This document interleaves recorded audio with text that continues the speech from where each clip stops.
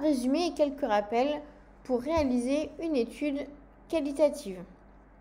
Pour réaliser une étude qualitative, il faut savoir qu'il existe plusieurs types d'études qualitatives. Il existe l'entretien individuel, qui est un entretien qui se fait en face à face, en individuel, avec une personne qu'on aura choisie selon la population ciblée, qui dure plus d'une trentaine de minutes, qui se fait à partir d'un guide d'entretien. Vous avez l'entretien expert, qui se fait auprès d'une personne qui est experte sur le sujet. Il se fait de la même manière qu'un entretien individuel. Vous avez le focus group, entretien de groupe de 6 à 8 personnes réunies autour d'une thématique, animée par un spécialiste, souvent psychologue ou sociologue. Le but est de générer du débat, de la dynamique de groupe. Vous avez également l'observation participante ou non participante, la netnographie, qui est l'étude de l'ethnographie sur Internet en fait partie, l'ethnographie également, l'étude des comportements. Enfin, l'expérimentation participante ou non participante. Comment mener des entretiens et des focus group ? Eh bien, que ce soit des entretiens individuels, des entretiens experts ou des focus group, la règle est la même. Je fais un brainstorming à l'issue de l'étude documentaire pour évaluer les informations manquantes.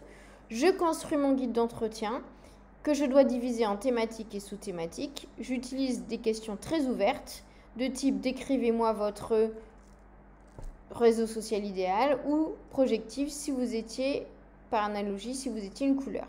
Prendre rendez-vous, mener les entretiens en face à face sans oublier de les enregistrer et rédiger un journal de bord qui permet d'observer les comportements.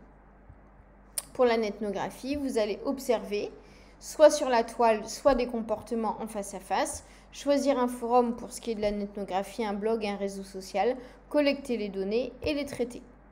Pour ce qui est de l'analyse de données, que ce soit des entretiens individuels, des entretiens experts, des focus group ou bien de la donnée recueillie lors d'observations ou de netnographie, vous allez dans un premier temps analyser le contenu. Pour cela, retranscrire en intégralité, choisir une unité d'analyse, c'est-à-dire j'analyserai au mot, mot à mot, à la phrase ou au paragraphe. Moi, je vous conseille d'analyser au paragraphe pour une vue plus globale.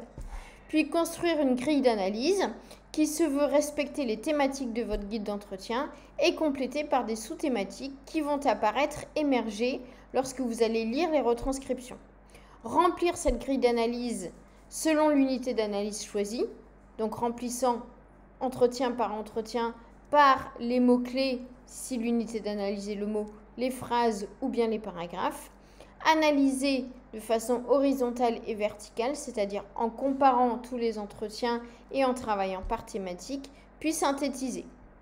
Réaliser enfin une analyse confirmatoire par lématisation, c'est-à-dire par regroupement lexical, grâce au logiciel Iramutech.